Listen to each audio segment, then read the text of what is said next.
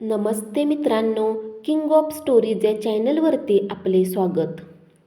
तांबूस रंगाचं आभाळ आता चांगलंच फटफटलं होतं. तेवढ्यात सुमित शेजारी पहुडलेली रीमा जड शरीरानं उठली. पहिला केसांचा बॉब मागे सारला आणि एक वेळ तिने सुमितकडे पाहिलं. नेमकी तिची साडी त्याच्या अंगाखाली अडकली होती.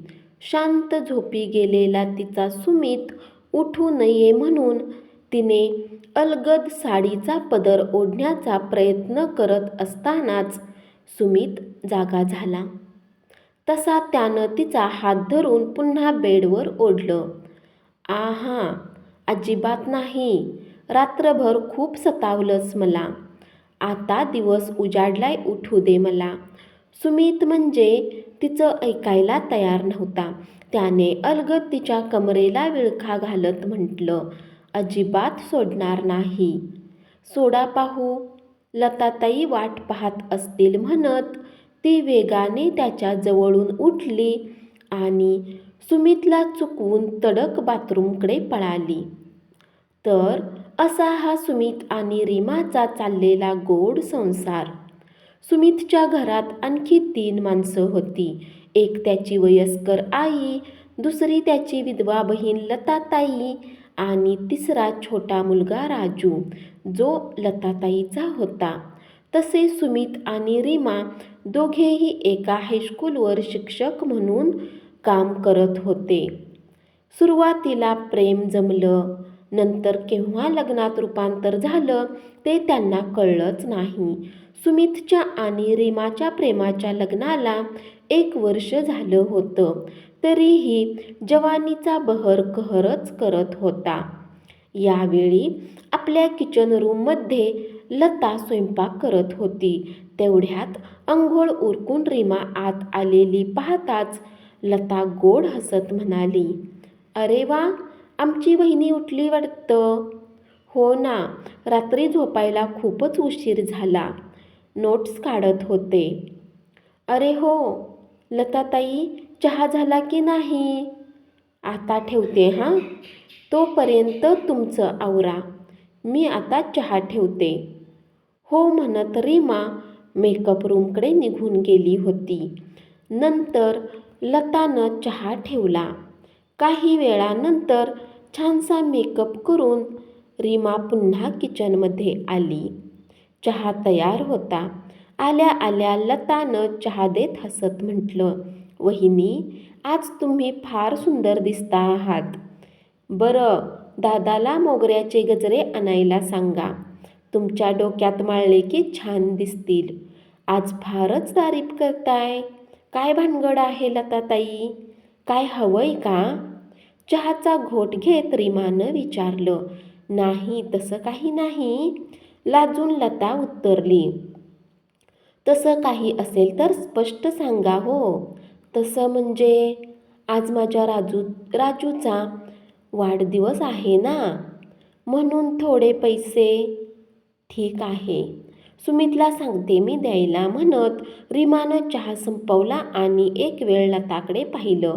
दिवसेंदिवस लता आपल्या ओझ्याखाली दबून जाऊ नये असा रीमाला वाटत होतं, म्हणून तिने अगदी सहज विचारलं, लताताई, एक गोष्ट विचारली तर राग तर येणार नाही ना?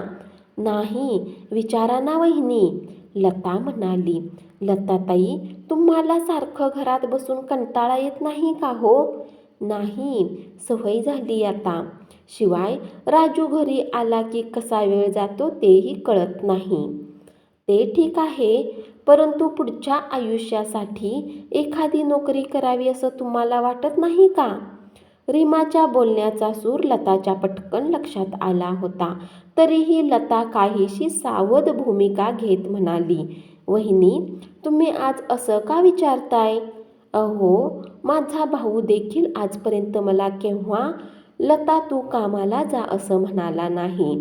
आणि तुम्ही काल आला तरीही.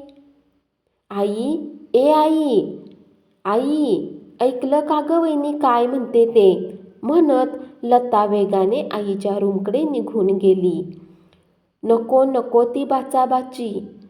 रीमाच्या कानावर ऐकू येऊ लागली. लताने रीमा काय बोलली ते सुमितलाही सांगितलं. तसा सुमित रागाने किचनमध्ये आला. रीमावर ओरडत म्हणाला, रीमा, तू लताताईला काय म्हणालीस? मी तिला पोसायला समर्थ आहे ना.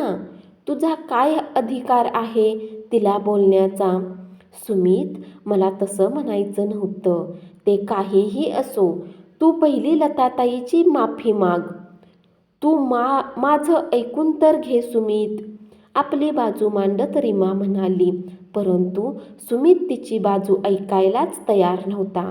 शेवटी रीमा कुठेतरी अस्तित्वाला धोका लागणार नाही म्हणून ठाम भूमिका घेत म्हणाली, सुमित, आता काहीही झालं तरी मी लताताईची माफी मागणार नाही. काय? सुमित रागानं विचारलं. माफी मागणार नाहीस तू? नाही, कदापि नाही. हे घर फक्त माझं आहे. बेशक तुझंच घर आहे रीमा, परंतु घरात सुरुंग लावणारे गोष्टी तू का करतेस? हे वाद तू उगाच वाढवत बसू नकोस. जाऊन लताताईची माफी माग प्लीज. सुमित हट्टाला पेटला आहे. तो ऐकणार नाही हे पाहून रीमा तिथून तिच्या बेडरूममध्ये निघून आली. पर्स उचलली आणि सुमितचीही पर्वा न करता तडक तिने माहेर गाठलं होतं. रीमा अचानक सकाळ सकाळी आलेली पाहून रीमाची बहीण रिया आणि आई चमकलेच. आईने पटकन विचारलं, रीमा बेटा, तू सकाळ सकाळी कशी काय आलीस? जावई बापूसोबत आले नाहीत का आज? त्यावर रीमाने घडला प्रकार सांगितला आईला आणि रियाला. नंतर त्या रात्री रीमा आणि तिची बहीण बराच वेळ बोलत राहिल्या. रीमा ही सासरचं दुखणं सांगत राहिली. पहिलं रियानं रीमाचं सारं ऐकून घेतलं आणि मग म्हटलं, हे बघ रीमा, साध्या साध्या गोष्टीला माहेरी निघून येणं मला पटत नाही बाई. त्यात तुझ्या लग्नाला अवघं वर्षच झालंय. त्यात सुमितच्या प्रेमाचा अंकुर तुझ्या पोटात उमलतोय. रीमा, आता तू आई होणार आहेस. सुमित म्हणत होता तर माफी मागून रिकामं व्हावं ना. मूर्ख आहेस तू? अगं पण ताई, माझी चुकी नसताना मी का म्हणून माफी मागायची? हे बघ रीमा, स्त्री म्हटलं की पडती बाजूही निश्चित. मग तिचं खरं असूनही जर समोरच्याला पटत नसेल तर माणसानं तिथेच सरळ नतमस्तक व्हावं, एवढेच मला कळतं. पण ताई, सुमित आणि मी तिला किती दिवस पोसणार आहोत? ती शिकलेली आहे, तिने स्वतःचं नको बघायला?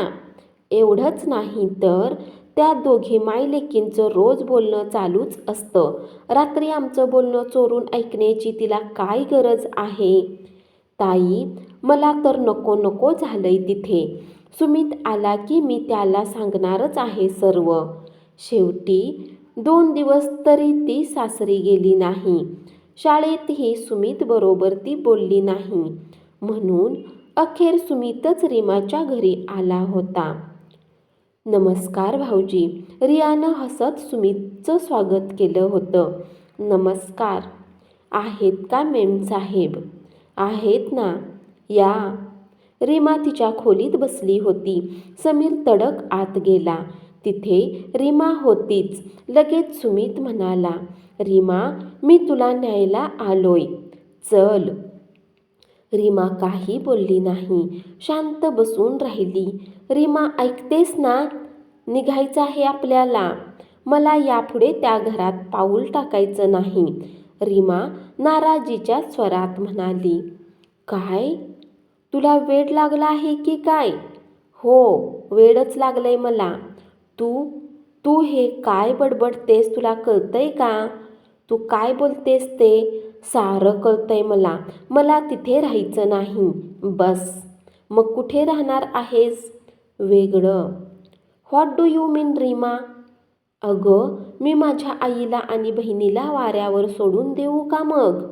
तो वैतागला आणि पुढे म्हणाला, सुनेला सासू नको, नणंदेला भाऊजई नको, दोघांच्या भांडणात.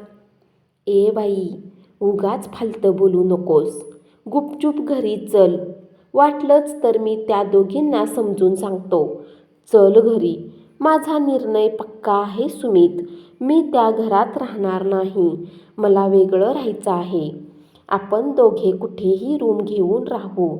तुला यायचं असेल तर चल, नाही तर राहा इथंच. मी जातोय म्हणत सुमित रागाने ताड निघून गेला होता. 8 दिवस उलटले तरी रीमा जायला तयार नव्हती. शेवटी सुमितच्या आईनेच सुमितला वेगळं राहण्याची परवानगी दिली. तेव्हा कुठे नाईलाजास्तव सुमित रीमाला घेऊन वेगळा राहिला होता.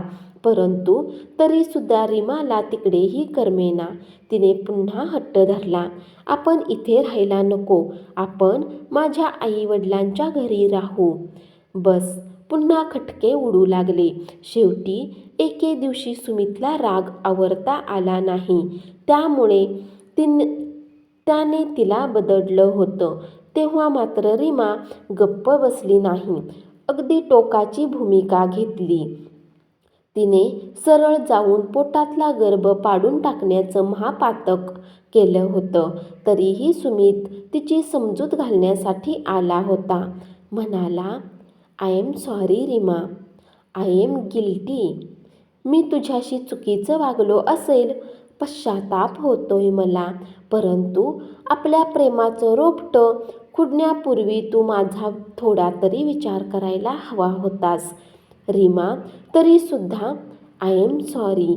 तुला मी यापुढे कसलाही त्रास देणार नाही. तू घरी चल प्लीज. एका स्वतंत्र शिक्षकी पेशातली माणसं आहोत आपण. मला तुझी खरोखर गरज आहे रीमा. नाही सुमित, मला आत्ता गरज वाटत नाही एकत्र येण्याची. मी नाही तुझ्यासोबत व्यवस्थित राहू शकत. मी डिव्होर्सचा निर्णय घेतलाय. रीमा, ते ऐकून सुमित हबकलाच. रीमाकडे तो पाहतच राहिला होता. ती म्हणाली, सुमित, रोज तीळ मरण्यापेक्षा, ती घुसमट सहन करण्यापेक्षा स्वतंत्र राहणं सोयीस्कर होईल. प्लीज मला पुन्हा बंधनाच्या चौकटीत अडकवू नकोस. सुमित, मला मोकळं कर.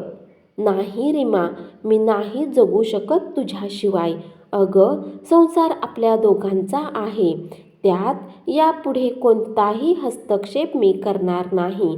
मला तू हवी आहेस रीमा. प्लीज. त्याच्या विनवण्याचा तिच्यावर अजिबात परिणाम झाला नव्हता. संसार नावाच्या चक्रात अडकण्याची आता तिची इच्छाच राहिली नव्हती. तिने एक वेळ सुमितकडे पाहिलं. त्याची नजर घायाळ जरी वाटत असली तरी त्यात तिला उपमर्द वाटत होता. फक्त भोगासाठी आपण हवे आहोत असं तिला वाटत होतं. अखेर ती दीर्घ श्वास सोडत गंभीर होत म्हणाली, तुम्ही या सुमित. तुम्हाला उशीर होईल. आई आणि लताताई तुमची वाट पाहत असतील. उद्या वकील येईल. तेवढ्या पेपरवर सह्या करा. आनंद वाटेल. या तुम्ही. धन्यवाद.